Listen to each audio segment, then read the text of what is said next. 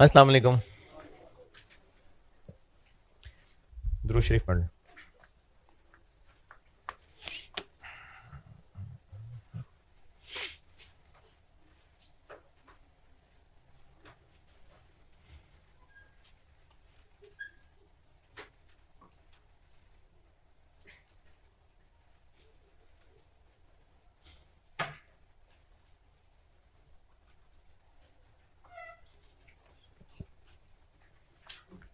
कल एंड कहाँ किया था? हाँ, अच्छा, कल एक सवाल किया था तो उसके हवाले से एक बच्चे का सवाल है, बाकी भी सुन लें। सवाल बनाने में मुझसे एक गलती गलती तो खैर क्या कहूँ, गलती ये हो गई थी कि मैं ना उसमें बेध्यानी में एक चीज इग्नोर कर गया कि इसमें ना IS-23 थोड़ा सा डलता है। IS-23 पढ़ाना है मैंने एक। ये जो मैंने इस प्लांट की इंस्टॉलेशन टेस्टिंग में 4-5 महीने लगाए, 4-5 लग गए ना। नहीं नहीं, खरीदा कब है? 1 अप्रैल को। डिलीवर कब हुआ? 2 महीने वो, और आगे इंस्टॉलेशन में मजीद, तो टोटल 5 महीने लग गए ना। तो इसमें ना एक कॉन्सेप्ट पढ़ाऊंगा आपको IS-23 में, क्वालिफाइंग एसिड। तो ये क्वालिफाइंग एसिड था, जो आप में से एक रिपीटर है अगर, तो ये 5 महीने की बोरिंग कॉस्ट कैपिटलाइज होनी बनती है। तो चूंकि आपको मैंने भी ये चीज पढ़ाई नहीं थी, तो मैंने सवाल बनाते हुए इस बात का ध्यान नहीं दिया। तो जब आप कल को पढ़ लेंगे IS-23 और पुराने लेक्चर रिवाइज कर रहे होंगे, तो फिर आपको लगेगा कि ये जो इंटरेस्ट था, इंटरेस्ट कौन सा था इसमें? 40 मिलियन, 40 मिलियन का इंटरेस्ट था ना। तो वो इन 5 महीने का ना कैपिटलाइज होना बनता है। तो वो चूंकि आपको भी IS-23 पढ़ाया नहीं है, और मैंने इस सवाल में 5-6 चीजें डाली थी, तो इसलिए वो 40 मिलियन इंटरेस्ट में से 5 महीने का कैपिटलाइज होना अभी इग्नोर किया है, क्योंकि आपको IS-23 पढ़ाया नहीं था ना। आपको मेरी बात समझ आई है ना? जवाब समझ आया है। बताया इसलिए है कि अगर कभी IS-23 पढ़ के आपका दिल किया कि चलो पिछले लेक्चर देखते हैं दोबारा, तो रजिस्टर जब आप पलट रहे होंगे तो शायद तब क्लिक कर जाए। तो आप ना इतना लिख लें कि इंटरेस्ट की कैपिटलाइजेशन को इस सवाल में इग्नोर किया है, क्योंकि अभी IS-23 नहीं पढ़ा था। बस ये लिख लें, इंटरेस्ट को कैपिटलाइज करना फिलहाल इग्नोर कर दिया था, क्योंकि अभी IS-23 नहीं पढ़ा। कल जब पढ़ लेंगे और आप ये लेक्चर नोट्स देख रहे होंगे पलट पलट के, तो फिर आपको ये जुमला तब समझ आ जाएगा।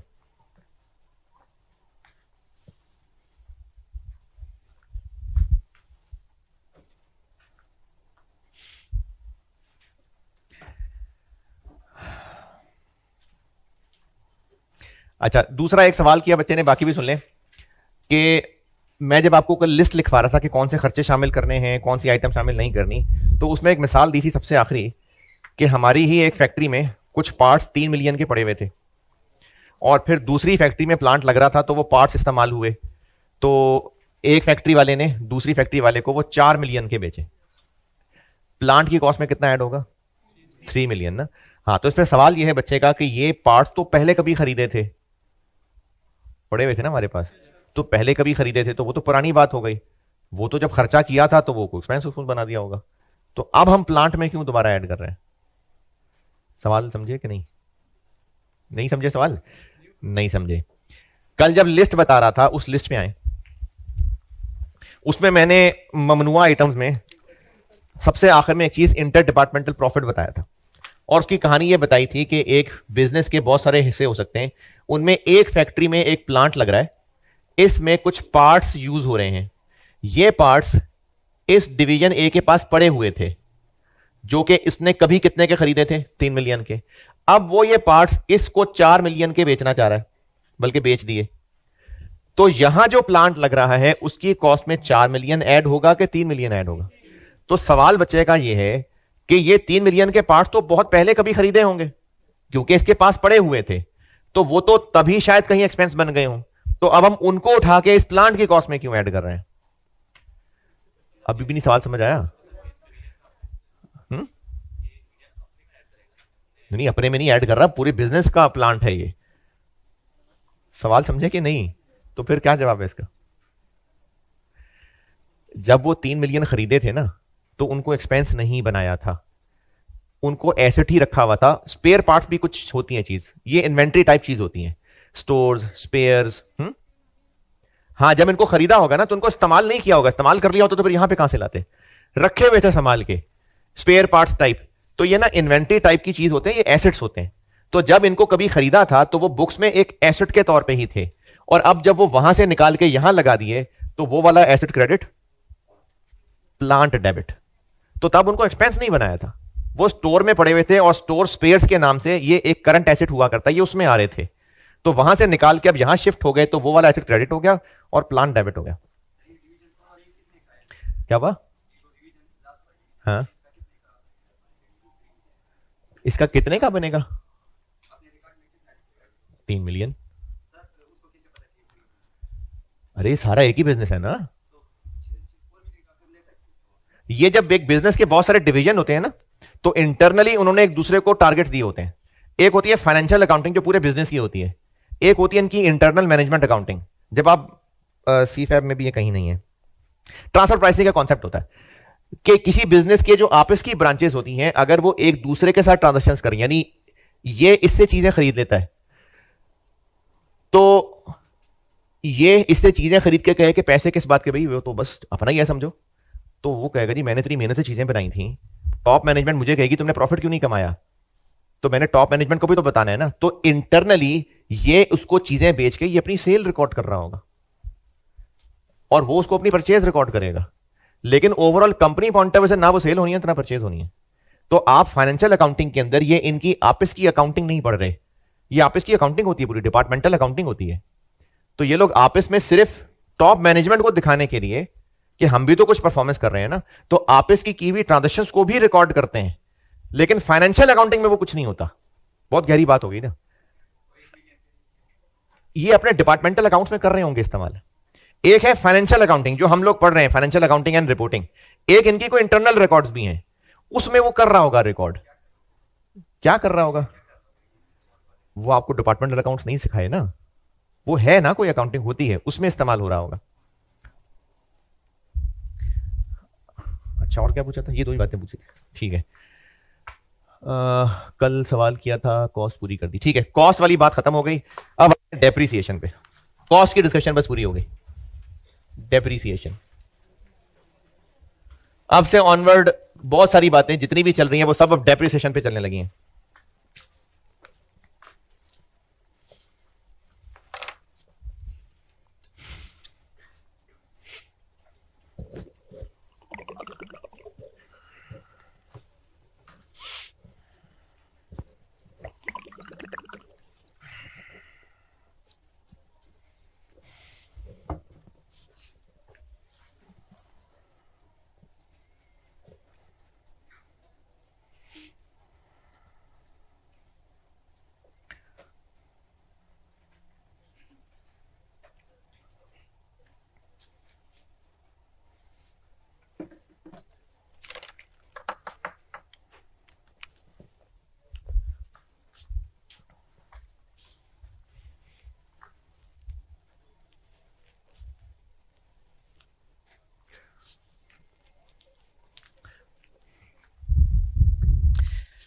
डेप्रिसिएशन की अकाउंटिंग कब होती होगी? ईयर एंड पे। तो डेप्रिसिएशन की कैलकुलेशन, उसकी अकाउंटिंग ईयर एंड पे होती है। Depreciation is calculated and accounted for at end of every period. Financial accounting जो आप पढ़ रहे हैं उसमें चूंकि साल होता है तो आप इसको एवरी ईयर भी कह सकते हैं, अदरवाइज क्वार्टर की अकाउंटिंग भी होती है, 6 महीने की भी होती है, तो आपके लेवल पे आप इसको ईयर भी कह सकते हैं कि हर साल के एंड पे। तो डेप्रिसिएशन की कैलकुलेशन, डेप्रिसिएशन की अकाउंटिंग ये हर साल के एंड पे होती है। अच्छा, इसमें ना मैंने अब 2 बातें कर दी, उनको मैं अब और आगे खोलता हूं। एक मैंने कर दी है बात कैलकुलेटेड की और एक बात की है अकाउंटिंग की। 2 चीजें सिखाता हूं। कैलकुलेशन करके डेप्रिसिएशन की अमाउंट कैसे निकलेगी और उसकी एंट्रीज क्या होंगी। पहले आसान बात बता के फारिग करता हूं, फिर मुश्किल बात की तरफ जाता हूं। पहले कर लेते हैं हम अकाउंटिंग।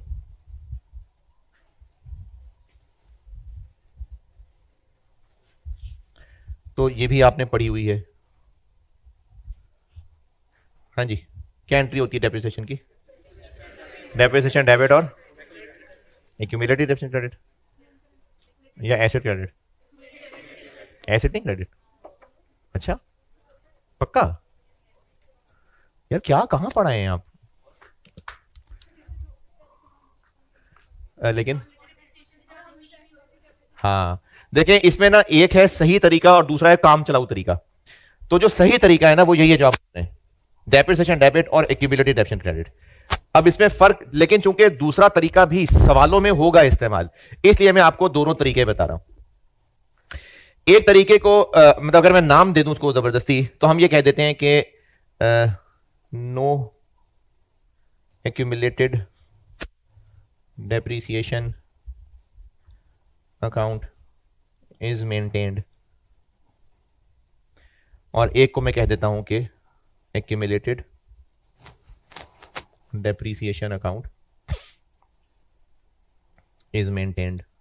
अच्छा, इसी बात को ना मैं एक और तरीके से लिख रहा हूं, और अक्सर मैं यूज वो तरीका किया करूंगा जो मैं इधर ब्रैकेट में लिख रहा हूं। इस बात का एक और मतलब यह है कि asset account is maintained at net book value. यानी मैं आंदा कभी मैं पढ़ाते हुए बात कर रहा हूं कि भाई asset account net book value पे बनता है, तो उसका मतलब मैं ये वाली बात कर रहा हूं। और इस बात का मतलब asset account is maintained at cost. और अभी बेशक पढ़ा नहीं है, लेकिन मैं अभी ही जिक्र कर देता हूं, रीवैल्यूड अमाउंट। ये हम कुछ दिन बाद पढ़ रहे होंगे, लेकिन मैंने भी जिक्र कर दिया, तो मैंने लिख दिया बस, लेकिन आप अभी इसको देख आप सिर्फ यही रहे होंगे, कॉस्ट। तो मैंने अकाउंटिंग एंट्री बताने के लिए दो अलग अलग तरीके दिख दिए। एक जिसमें एक्यूमुलेटेड डेप्रिसिएशन अकाउंट नहीं बन रहा होता, जिसको हम कहा करेंगे कि asset account is maintained at net book value, और जिसमें एक्यूमुलेटेड डेप्रिसिएशन का अकाउंट बन रहा होता। तो अगर डेप्रिसिएशन का अकाउंट नहीं बन रहा होता, नहीं सॉरी, एक्यूमुलेटेड डेप्रिसिएशन का अकाउंट नहीं बन रहा होता, तो डेप्रिसिएशन की एंट्री क्या होती है? डेप्रिसिएशन डेबिट, और वो जो भी रेलिवेंट एसेट की क्लास है वो ही क्रेडिट, जो भी एसेट की क्लास है। ठीक है, asset class, okay. Asset class क्या होता है? मतलब प्लांट, बिल्डिंग, वो। और अगर एक्यूमुलेटेड डेप्रिसिएशन का अकाउंट बनता है तो डेप्रिसिएशन डेबिट और एक्यूमुलेटेड डेप्रिसिएशन क्रेडिट। अच्छा, एक्यूमुलेटेड डेप्रिसिएशन क्यों क्रेडिट हो रही है? कोई साइंस तो होगी ना क्रेडिट होने के, डेबिट क्रेडिट के रूल है ना। तो डेप्रिसिएशन चार्ज करने से एसेट कम हो रहा है, और एसेट की कमी क्रेडिट होती है, तो इसलिए ये क्रेडिट हो रहा है। ये एसेट ग्रुप का अकाउंट है, लेकिन ये एसेट की कमी के लिए यूज होता है। तो एसेट कम हो रहा है, इसलिए एक्यूमुलेटेड डेप्रिसिएशन क्रेडिट हो रही है। तो डेप्रिसिएशन की अकाउंटिंग सही तरीका यह है, ज्यादा प्रेफर्ड तरीका यह है, लेकिन काम चलाऊ तरीका यह भी है। और यह आपको FAR 1 में सिर्फ मजबूरन बता रहा हूं, क्योंकि सवालों में यह हो रहा होगा इस्तेमाल, इसलिए बता रहा हूं, वरना प्रेफर्ड यही है।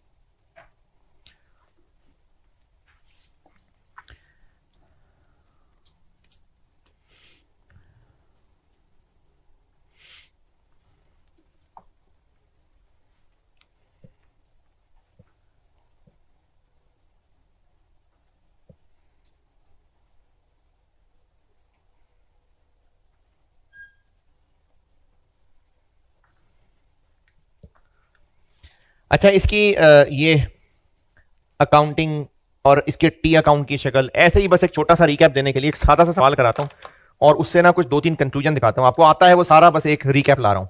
सवाल लिखें एक,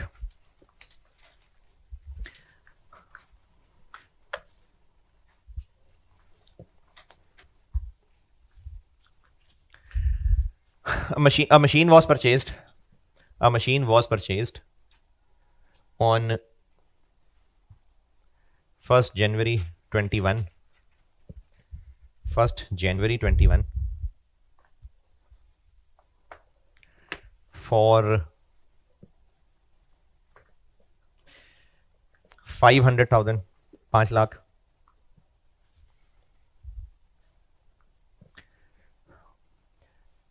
useful life 4 years। Residual value 20,000, 20,000। Accounting year जनवरी से दिसंबर।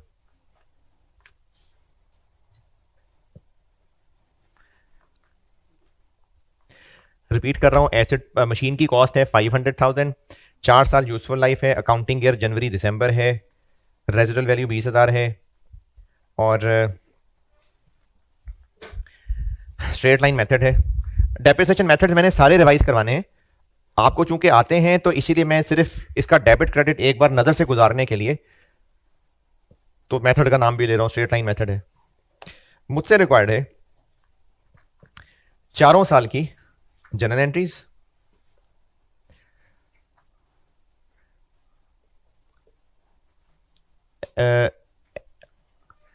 मशीन रिलेटेड सारे लेजर अकाउंट्स, और इनकम स्टेटमेंट और एसओएफपी के extracts. Journal entries, ledger accounts, ये मशीन से रिलेटेड, और इनकम स्टेटमेंट और एसओएफपी के एक्सट्रैक्ट्स। ये इंट्रो में कभी ये चीज सीखी है, इनकम स्टेटमेंट के एक्सट्रैक्ट्स और एसओएफ? बताऊंगा वैसे पूछ रहा हूं। इनकम एंट्रीज रिक्वायर्ड है, इनकम स्टेटमेंट एसओएफपी के एक्सट्रैक्ट्स रिक्वायर्ड हैं, मशीन वाले लेजर अकाउंट्स रिक्वायर्ड हैं। इफ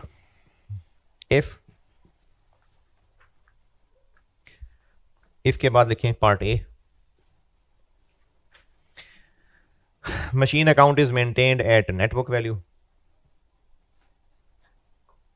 और part B, machine account is maintained at cost.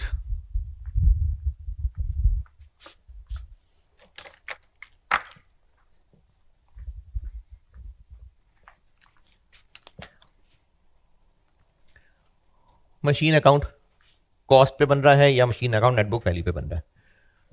चले पहले करते हैं नेटबुक वैल्यू वाला। बताएं जी एंट्रीज क्या क्या बनेंगी। 1 जनवरी 21 को machine debit, cash credit 5 lakh. फिर पहला साल एंड होगा तो डेप्रिसिएशन चार्ज होगी, डेप्रिसिएशन डेबिट और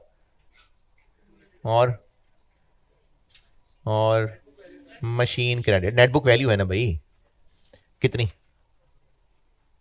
देखें कितनी, स्ट्रेट लाइन मेथड है 120। कैसे? Cost minus RV divided by 4 साल। अच्छा उसके बाद क्या होगा, और सारे सालों की एंट्री का है। फिर अगला साल आ जाएगा 31 दिसंबर 22, डेप्रीसिएशन डेबिट और मशीन क्रेडिट 120। फिर क्या होगा, फिर अगला साल आ जाएगा 31 दिसंबर 23, डेप्रीसिएशन डेबिट, मशीन क्रेडिट 120,000। और फिर क्या होगा, फिर अगला साल आ जाएगा 31 दिसंबर 24, डेप्रीसिएशन डेबिट और मशीन क्रेडिट 120,000। और चूंकि अभी डिस्पोजल नहीं पढ़ाया आपको तो नहीं बेची मशीन, बस 4 साल की जिंदगी पूरी की है इसने और अभी बेची नहीं है। एक बना लेते हैं मशीन का टी अकाउंट,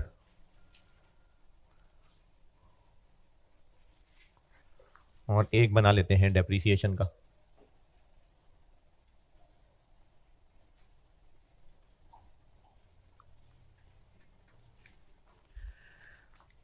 अच्छा असल में जर्नल रजिस्टर एक है, लेजर एक रजिस्टर है, और ये हर साल के अलग अलग है। हर साल का लेजर अलग रजिस्टर है, उसमें टी अकाउंट बनाए, सारा साल एंड हुआ, क्लोजिंग बैलेंस निकले, बस रजिस्टर उठा के साइड पे रख दिया, फिर अगले साल का फिर नया रजिस्टर है। लेकिन एग्जाम में तो आप अलग अलग रजिस्टर थोड़ी बना रहे। तो अगर एग्जाम के अंदर 1 साल से ज्यादा के लेजर बनाने पड़े तो वो एक ही बड़ा सा टी बहुत है। जैसे मैं अभी इस वक्त 2021 की अगर मैं काउंटिंग करूं तो ये 2021 की हेडिंग दी और अब ये 2021 का टी अकाउंट। बताएं 2021 में क्या क्या, मशीन डेबिट कैश क्रेडिट 1 जनवरी 21 कैश 5 लाख। फिर उसके बाद 31 दिसंबर 21 डेप्रिसिएशन डेबिट मशीन क्रेडिट 120। 31 दिसंबर 21 डेप्रिसिएशन डेबिट मशीन क्रेडिट 120। 2021 खत्म हो गया, क्या करें, ईयर एंड है, एसेट है, एक्सपेंस है, इसका सीडी बैलेंस आएगा कितना जी 380, ये हमने 2021 का टी अकाउंट क्लोज कर दिया बस। और ये एक्सपेंस अकाउंट है, ये एसओसीआई में चला जाएगा। और सीडी बैलेंस नहीं, बस खत्म। ये एक्सपेंस अकाउंट है ना, एसओसीआई में गया, बस खत्म हो गया। वो एसेट है तो सीडी आ गया। असल में तो अलग रजिस्टर होगा, लेकिन आप सवाल के अंदर बस 2021 का टी अकाउंट हो गया, इसी के नीचे 2022 बना लेते हैं। अब 2022 का स्टार्ट कैसे होगा? 1 जनवरी 22, ये बन गया बीडी। और इधर भी बीडी आ गया? नहीं। चले 2022 की एंट्रीज, डेप्रिसिएशन डेबिट और मशीन क्रेडिट, बस 22 खत्म। इसका क्या करें? ये चला गया एसओसीआई में, खत्म हो गया। ये 31 दिसंबर 22 सीडी आ गया 260, ये 22 खत्म। 23,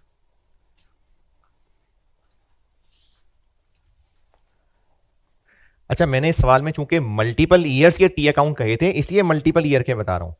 हमें सवाल में अगर सिर्फ एक साल का टी अकाउंट कहा होगा तो हम सिर्फ वो साल का बना रहे होंगे। 2023 शुरू करें जी। 2023 में क्या करें? 1 जनवरी 23 पे ये बन गया बीडी 260। और 2023 में और क्या एंट्रीज हुई? Depreciation debit machine credit 120।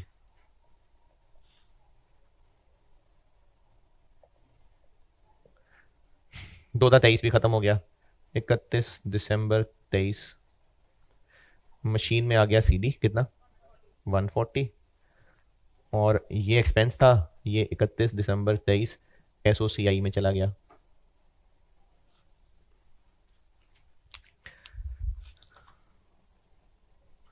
दो 2024 1 जनवरी 24 से शुरू होगा बीडी। 2024 में और क्या हुआ? डेप्रिसिएशन, तो डेप्रिसिएशन डेबिट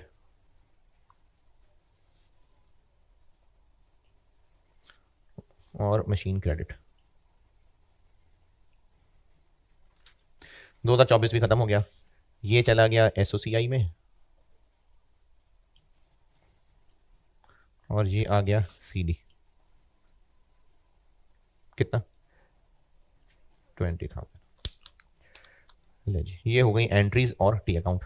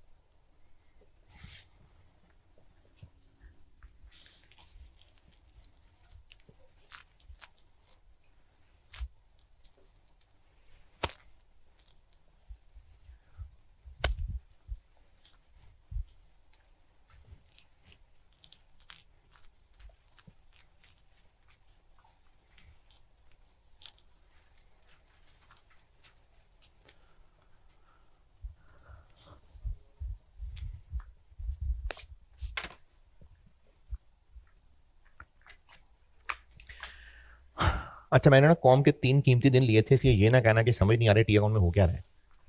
ये बीडीसीडी ठीक है ना? एक्सट्रैक्ट्स ऑफ इनकम स्टेटमेंट और एक्सट्रैक्ट्स ऑफ एसओएफपी का मतलब ये होता है कि हम पूरी इनकम स्टेटमेंट पूरा एसओएफपी ना भी बनाए अगर, तो जिस टॉपिक का जितना कुछ सवाल पूछा हुआ है बस उतनी सी चीजें एसओएफपी में कहां नजर आती हैं उसका ट्रेलर दिखाना है।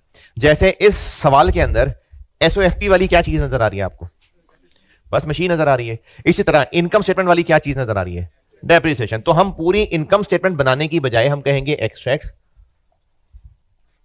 इनकम स्टेटमेंट के, और चूंकि 4 साल मांगे हैं तो 4 कॉलम बना देते हैं, 2021, 2022, 2023, 2024।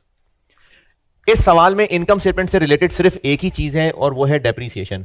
तो वो हम यहां लिख देंगे इनकम स्टेटमेंट एक्सट्रैक्ट्स की हेडिंग और उसके अंदर डेप्रीसिएशन 120, 120, 120 और इसको एक्सट्रैक्ट्स कहते हैं कि पूरी इनकम स्टेटमेंट तो नहीं बना रही, कहां है सेल्स और ग्रॉस प्रॉफिट किधर है, बस सिर्फ जो इस सवाल में एक्सपेंस इनकम था इनकम स्टेटमेंट एक्सट्रैक्ट्स की हेडिंग दी और वो जो एक्सपेंस इनकम बनता था उसकी अंग्रेजी लिख के तो फिगर्स लिख दी। 1 साल के एक्सट्रैक्ट्स मांगे होते तो रुपीस का एक कॉलम आ रहा होता, मल्टीपल ईयर्स हैं तो हर ईयर का अलग कॉलम आ गया। इसी तरह एक्सट्रैक्ट्स ऑफ एसओएफपी, एसओएफपी वाली चीज सिर्फ मशीन है।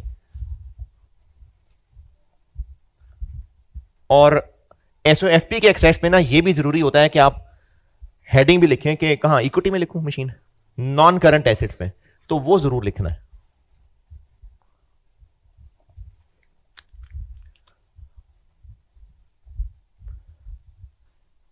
हाँ जी, ट्रायल में मशीन का कितना बैलेंस आ रहा होगा? 380।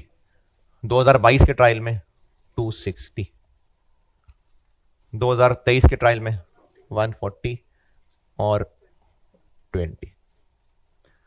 ये हो गया ए, यानी अगर बुक वैल्यू पे अकाउंट बन रहा है तो। इनकी एंट्रीज, इनके टी अकाउंट्स, इनके एक्सेक्स, किसी कैलकुलेशन पे, किसी डेबिट क्रेडिट पे एतराज है तो बताएं।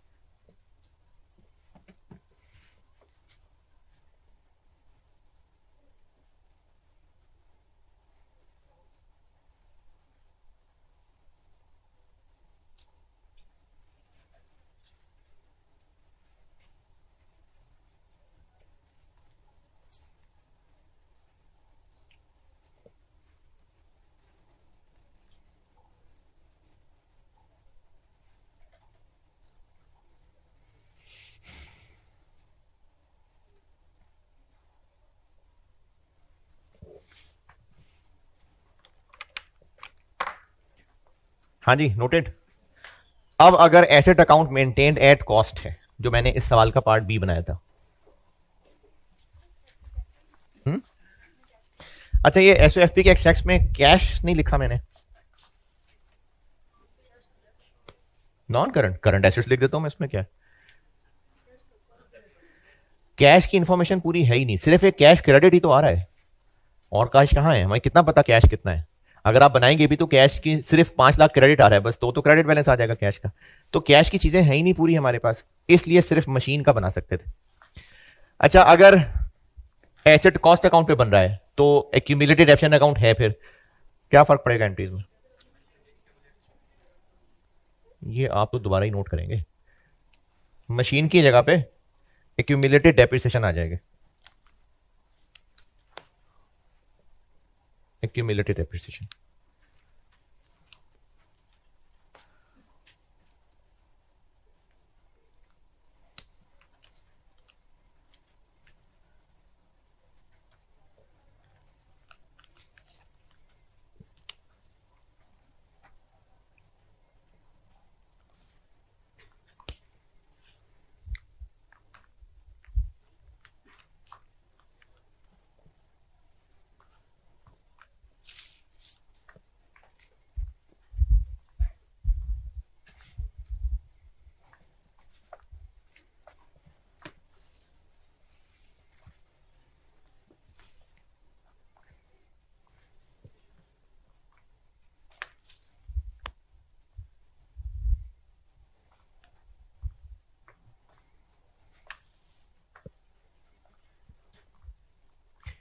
अच्छा, मशीन अकाउंट में फिर ये वाली एंट्री तो नहीं आ रही होगी।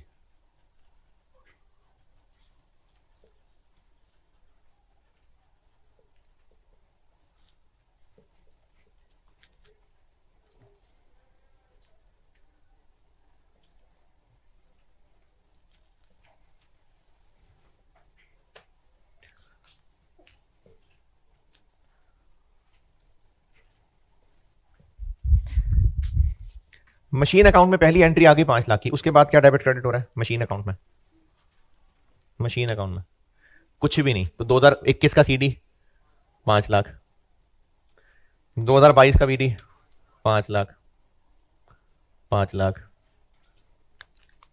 अच्छा, ये मैंने चूंकि इस सवाल में एक ही एसेट रखा है ना, असल में तो इस क्लास में बहुत सारे होंगे, तो कुछ क्लासेस आगे चल के हम पढ़ रहे होंगे तो किसी भी फॉर द ईयर अकाउंट के अंदर बीडी भी आ रहा होगा, एडिशन भी आ रहे होंगे, डिस्पोजल भी आ रहा होगा, तो बहुत सारे एसेट्स भी मैंने रखा ही चूंकि सिर्फ एक एसेट है, इसलिए बीडी सीडी वही 5-5 चले जा रहा है।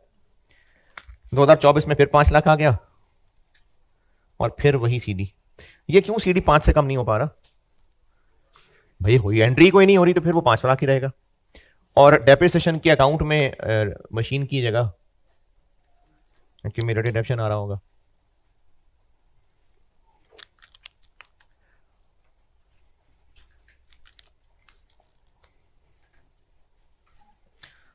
और एक्यूमुलेटेड डेप्शन का भी अकाउंट बन जाएगा अब।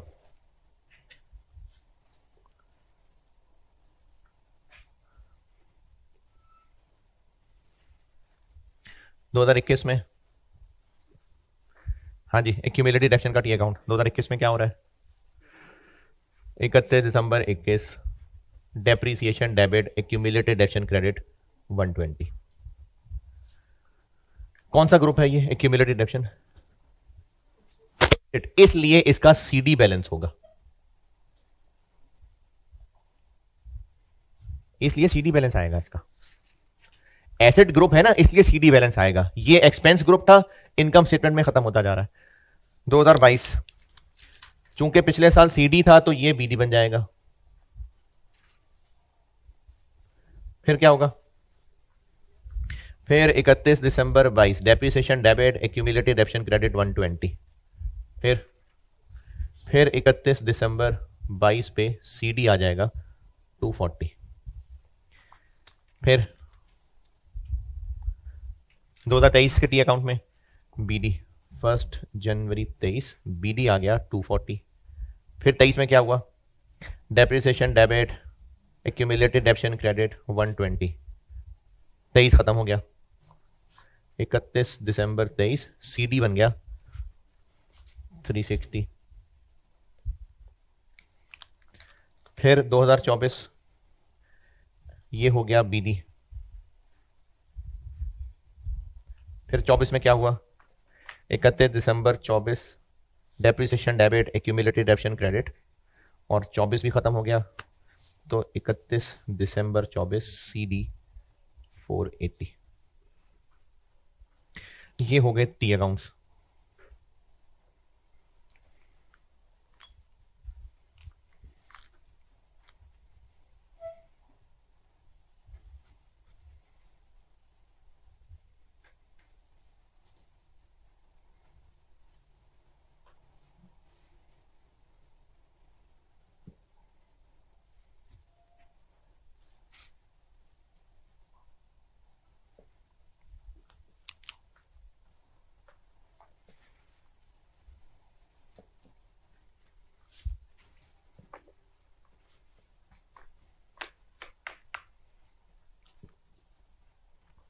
ये इन एंट्रीज और टी अकाउंट तक पहुंचे, फिर एक्सट्रैक्ट्स बताता हूं।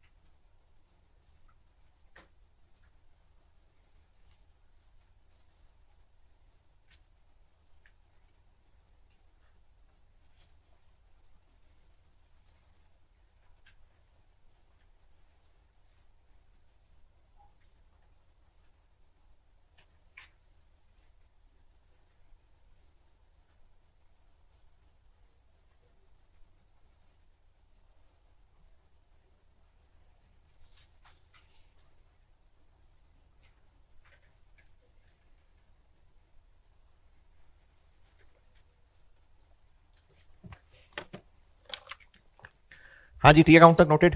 अच्छा, अब इनकम स्टेटमेंट के एक्सट्रैक्ट्स यही रहेगा या चेंज हो जाएगा? यही रहेगा। एसओएफपी में अब मशीन का बैलेंस आ गया 5 लाख,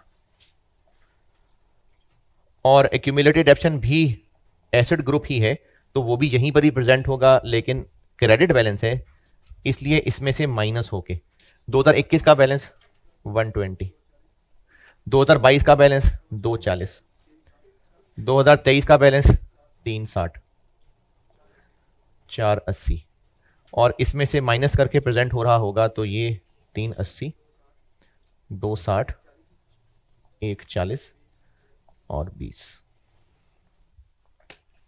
और इस कॉस्ट में से एक्यूमुलेटेड को माइनस करें तो जो आंसर आता है उसको क्या कहते हैं? कैरिंग अमाउंट, या एक और नाम क्या कहता? Net book value.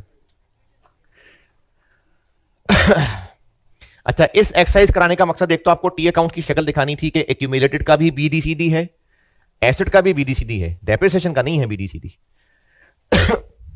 फिर एक्सट्रैक्ट्स वाली बात बतानी थी, और फिर आपको अभी 2-3 बातें टिप्स बताऊंगा, मतलब इसकी कुछ कंक्लूडिंग बात, वो लिख लीजिएगा। ये मकसद था मेरा ये सामने टी अकाउंट्स लाने का। इसको नोट कर लें एक्सट्रैक्ट्स को, फिर 2-3 बातें बताता हूं।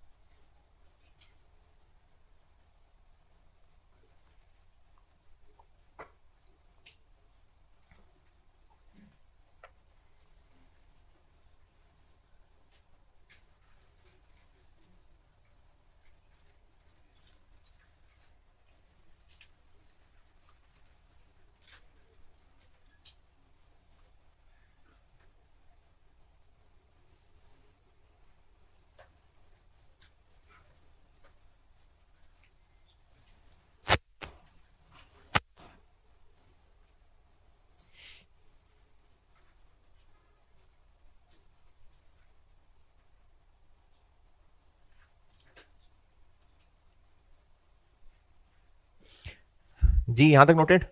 अच्छा अब दो तीन बातें बता रहा हूं, अगर आपको बहुत ही सिंपल अंडरस्टूड लगे तो ना लिखें, बेशक लिखने के लगे तो लिख लेना।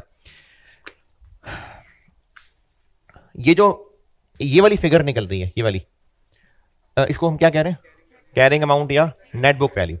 अच्छा पिछले वाले सिनेरियो में यही फिगर्स जो अभी इन दोनों का डिफरेंस लेके आ रही हैं, वो एसेट के अकाउंट का सीडी आ रहा था, यानी एसेट अकाउंट के सीडी में ही नेट बुक वैल्यू बचती जा रही थी। क्यों बचती जा रही थी?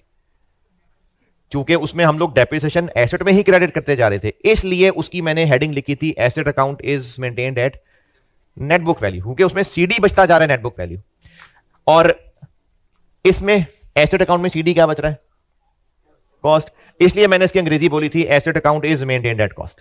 यानी अगर asset account is maintained at cost है तो इसका मतलब है कि यहां पर कॉस्ट ही रहनी है, एक्यूमुलेटेड अलग बननी है। और अगर कहा है asset account is maintained at net book value, तो इसका मतलब है इसी में डेप्रिसिएशन क्रेडिट होती जानी है, जिसकी वजह से नेट बुक वैल्यू बचती जा रही होगी। ये उनके नामों का रीजन है। अगर अंडरस्टूड है तो ना लिखें, अगर लिखना है कुछ तो लिख लें। चलें दफा करें, नहीं लिखना, आपकी शक्लों से लग रहा नहीं लिखना चाह रहे आप, लिख लें जो लिखना चाह रहे हैं।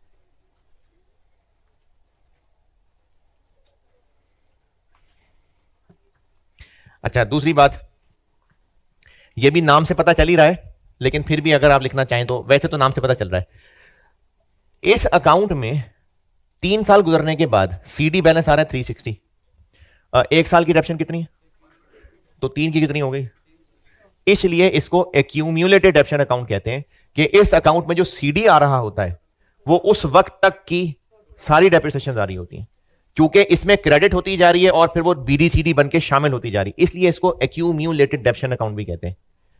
एक्यूम्युलेटेड डेप्रिसिएशन इसलिए कहते हैं कि इसका कभी भी किसी भी साल में अगर सीडी देखना चाहेंगे तो वो कितना होगा, उस वक्त तक की उस एसेट की टोटल डेप्रिसिएशन होगी, इसलिए इसको एक्यूमुलेटेड डेप्रिसिएशन कह रहे होते हैं।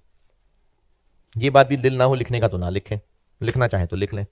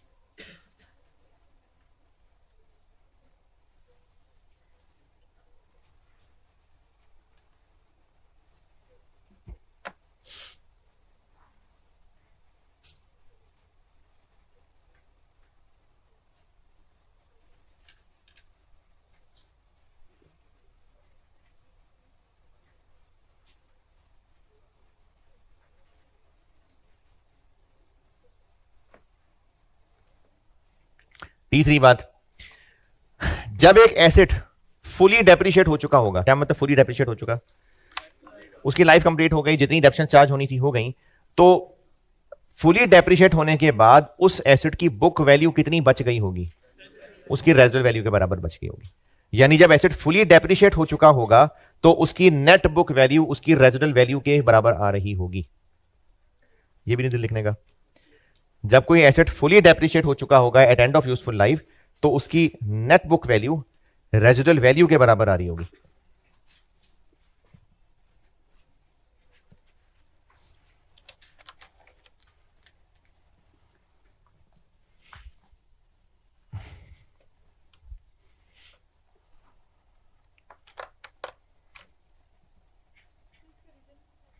रीजन ये आपके सामने, जब हम एक एसेट को डेप्रिशिएट करते जा रहे हैं करते जा रहे हैं, तो हमने डेप्रिसिएशन की अमाउंट निकाली कैसे थी, कॉस्ट में से आरवी माइनस करके बाकी को डेप्रिशिएट करना था। तो अब जो आरवी साइड पे करी दी थी, तो आखिर में वो आरवी बची हुई आ रही होगी।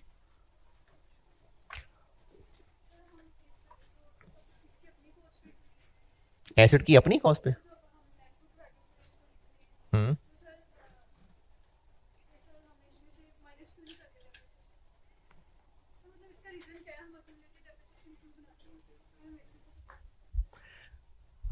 अच्छा, हम एक्यूमुलेटेड डेप्शन का अकाउंट अलग बना ही क्यों रहे हैं?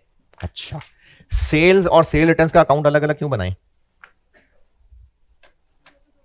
मैं वही कह रहा हूं ना, क्यों बनाए? जब चीजें बेचे तो सेल्स क्रेडिट, और बेची हुई चीजें वापस आ जाए तो सेल्स डेबिट कर दें। तो अलग अकाउंट क्यों बनाया जाए हैं? ताकि दोनों अलग अलग पता चल जाए बात। यानी अगर बिजनेस की नेट सेल्स हैं 40 मिलियन, चलो ठीक है जी, खैर है, अल्लाह की मर्जी है। अब अगर यह बात पता चले कि सेल्स हुई थी 840 मिलियन, कस्टमर 800 मिलियन की चीजें तो मुंह पे मार गए वापस, तो फिक्र वाली बात है ना। तो बिजनेस को सेल्स और सेल रिटर्न अलग पता चलनी चाहिए। तो इसीलिए बिजनेस को यह जानना चाहिए कि जो चीज, जो एसेट्स उन्होंने खरीदे थे उनकी कॉस्ट कितनी थी और डेप्रिशिएट कितने हो गए हुए। तो ये अलग अलग तभी पता चलेगा जब एक्यूमुलेटेड का अलग अकाउंट बन रहा होगा। तो इसलिए बेहतर पिक्चर आती है, इसीलिए इसको अलग बनाते हैं। यहां तक जो बताया उससे रिलेटेड कोई सवाल, फिर मैं कैलकुलेशंस में आता हूं।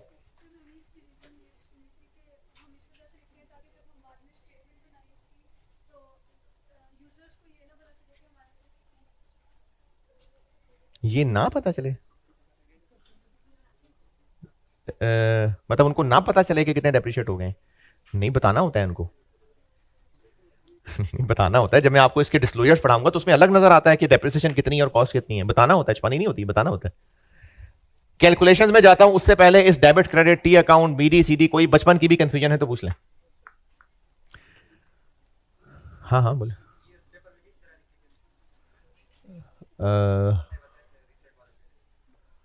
अच्छा, वो और चीज है, वो और चीज है। वो जब आपको किसी भी आगे किसी टॉपिक में चल के जब आपको कंपैरेटिव फिगर्स का कॉन्सेप्ट दूंगा ना, वो तब है। अगर 3 4 5 सालों का सवाल है तो बस तरतीब से लिख दे, कोई मसला नहीं। और इसमें सवाल कोई? ना यार ना।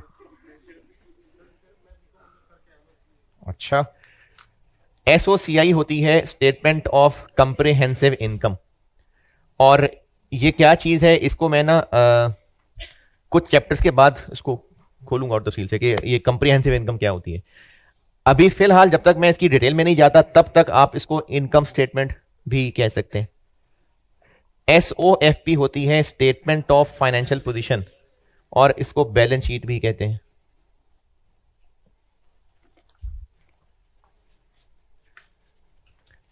ये तो हो गई अकाउंटिंग, डेबिट क्रेडिट हो गया। डेप्रिसिएशन की फिगर कैलकुलेट कैसे करनी है? डेबिट क्रेडिट तो हो गया, अब उस एंट्री की अमाउंट कैसे निकालनी है, यानी डेप्रिसिएशन की calculation.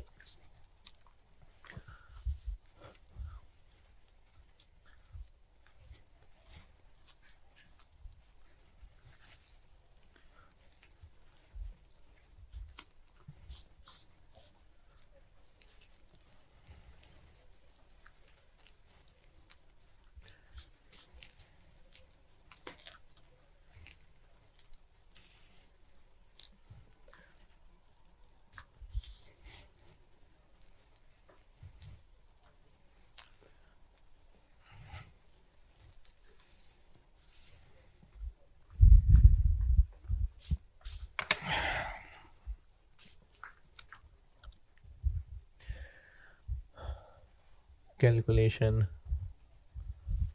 Of depreciation for the year. चूंकि डेप्रिसिएशन की अकाउंटिंग एंट्री कब करनी है? एसेट की सालगिरह वाले दिन है। कौन सा year and? 31 December. Accounting year, और अकाउंटिंग ईयर जरूरी नहीं कि जनवरी दिसंबर हो, जुलाई से जून भी हो सकता है, अक्टूबर से सितंबर भी हो सकता है, कुछ भी हो सकता है। तो हर अकाउंटिंग ईयर के एंड पे करते होंगे एंट्री। तो अगला मसला कि वो फिगर निकलेगी कैसे? तो डेप्रिसिएशन फॉर द पीरियड दो चीजों पे डिपेंड करती है।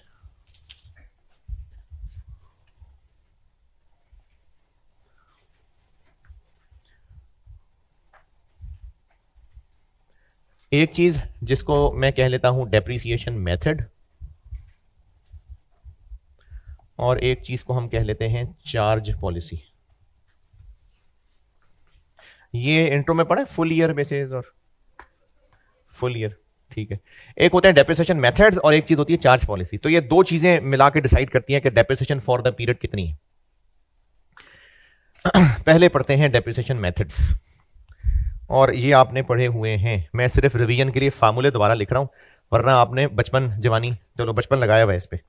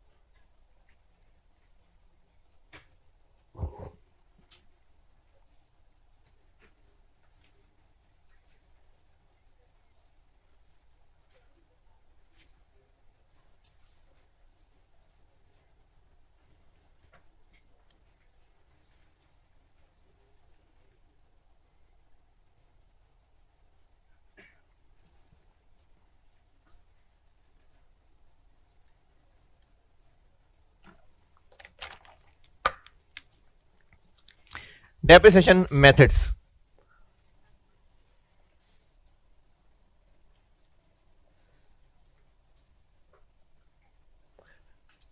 क्या क्या होते हैं जी, क्या क्या पढ़े आपने? स्ट्रेट लाइन, वो एक एक करके। Straight line, straight line method, इसमें क्या होता है? जितनी टोटल डेप्रिशिएबल अमाउंट है उसको सारी लाइफ पे बराबर फैला देते हैं। और अगर इसका फार्मूला बना लें तो हर साल की डेप्रिसिएशन एक ही होगी, और वो कैलकुलेट होगी cost minus RV divided by useful life. बिल्कुल सही है। और डेप्रिसिएशन रेट भी होता है इसमें, कभी कभी कभार होता है। तो वो कैसे? 1/1/1 यूजफुल लाइफ। अच्छा, ये पढ़ा है। यही होता है और भी कुछ होता है? एक और भी है, वो क्या है?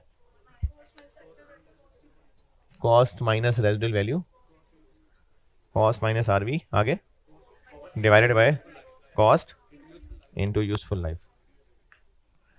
अच्छा, सही है, ठीक है, सही सही है, सही पढ़ा हुआ। अच्छा, अगर आपको डेप्रिसिएशन रेट दिया हुआ है, नहीं तो फिर ये दोनों फर्क क्यों है? एक एट कॉस्ट है और एक डेप्रिशिएबल अमाउंट होता है, सही है। अगर डेप्रिसिएशन रेट दिया हुआ है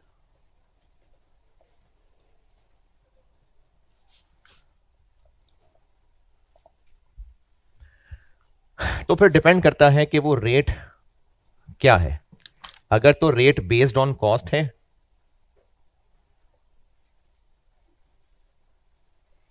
या फिर रेट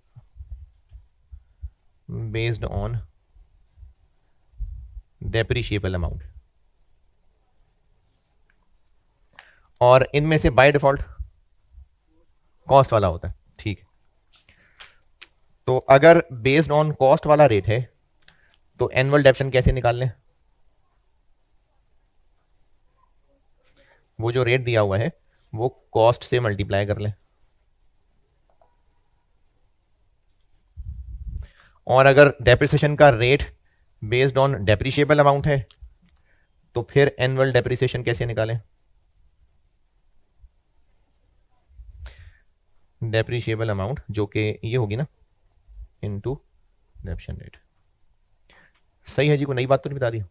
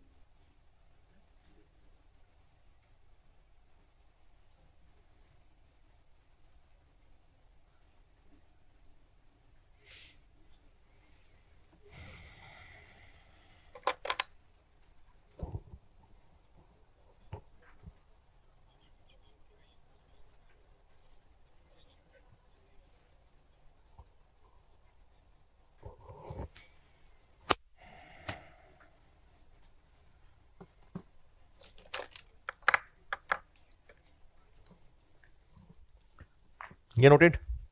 चलें सवाल लिखें।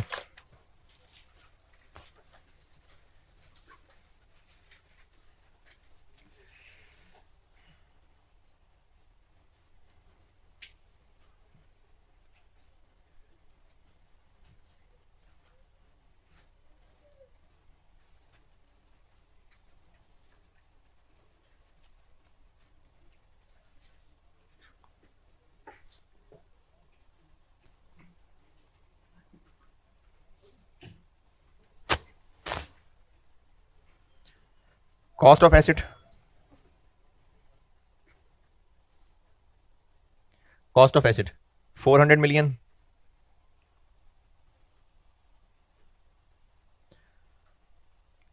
लाइफ 5 साल 5 years,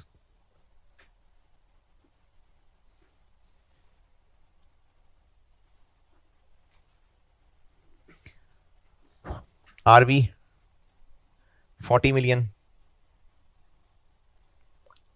40 million. Straight line method है, डेप्रिसिएशन बताएं 1 साल की।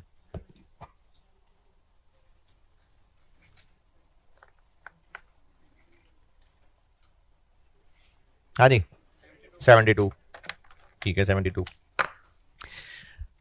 अच्छा FAR1 लेवल पे ना, मतलब इस तरह की चीजें एमसीक्यूज में इंट्रो में तो हो सकती हैं, FAR1 लेवल पे इतनी गहराई, यानी इतना टाइम नहीं एग्जामिनर के पास कि वो इन चीजों में उतारे आपको। तो मैं आपको मेनली एमी बस नॉलेज के लिए बता रहा हूं, एक बात बता रहा हूं एमी नॉलेज के लिए। एनुअल डेप्रिसिएशन क्या निकली? 400 माइनस 40/5, 72 मिलियन आ गई। अच्छा अब जो बात बता रहा हूं ना वो मेनली नॉलेज के लिए। ये कोई सीनियर अकाउंटेंट होगा जिसने ये कैलकुलेशन कर ली, अब उसने ना अपने जूनियर्स को ये बताना था कि हर साल डेप्रिसिएशन कैसे कैलकुलेट किया करो, तो वो इसको ना एक परसेंटेज की शक्ल में कन्वर्ट कर देगा। अगर वो चाहे कि ये रेट बेस्ड ऑन कॉस्ट हो तो वो कैसे निकाले एक परसेंटेज? ये निकल आया। अब आगे चलें।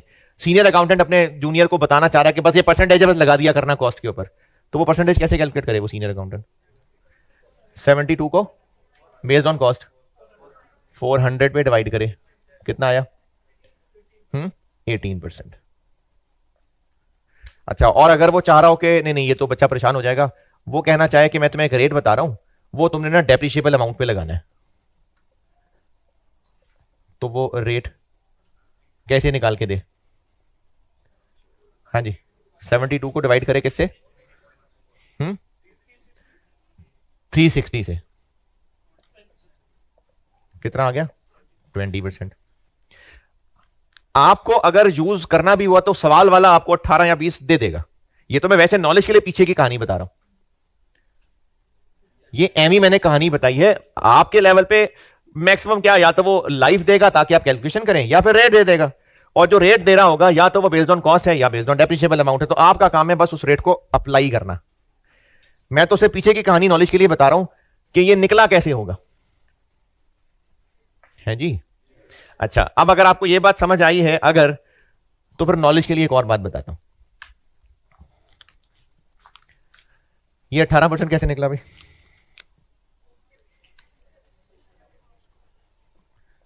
72 डिवाइडेड बाय 400,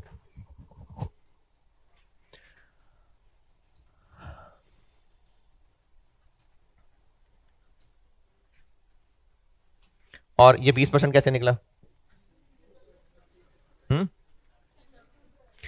अच्छा अगर हम ये रेट यूज करना चाहें 20%, तो कैसे यूज करेंगे? 20% को मल्टीप्लाई करेंगे किससे? कॉस्ट माइनस आरवी से। और अगर उस फार्मूले से निकालना चाहें, cost minus RV divided by, दोनों का आंसर 72 मिलियन ही आएगा ना, कि पता नहीं क्या बात कर रहा हूं। अगर इस 20% को हम यूज करना चाहें तो डेप्रिशिएबल अमाउंट पे लगाएंगे, और अगर ऐसे नहीं ऐसे निकालना चाहें तो ये करेंगे।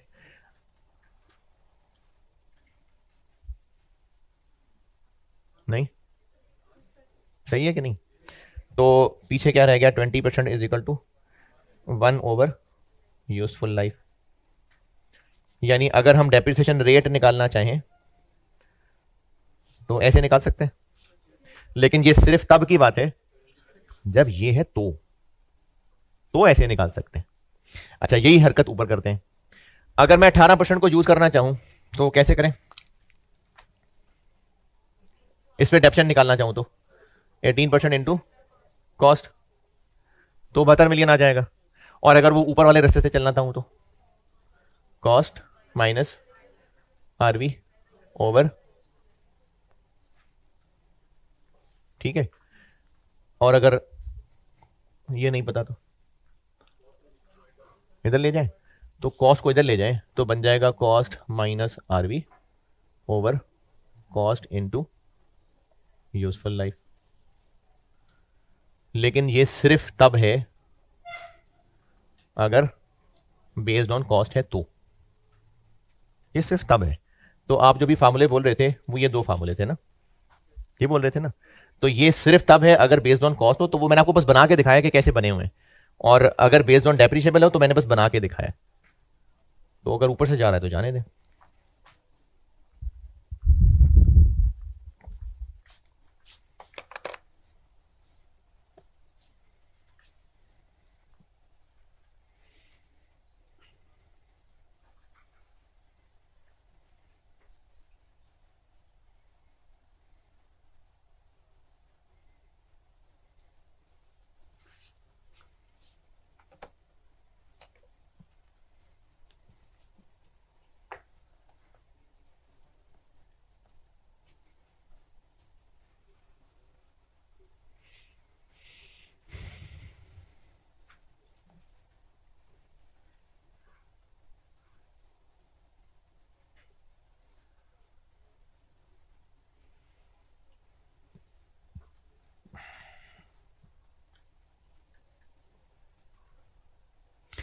हाँ जी, स्ट्रेट लाइन की वो कहानी समझ आई कि चलें बाकी कल करते हैं इंशाल्लाह।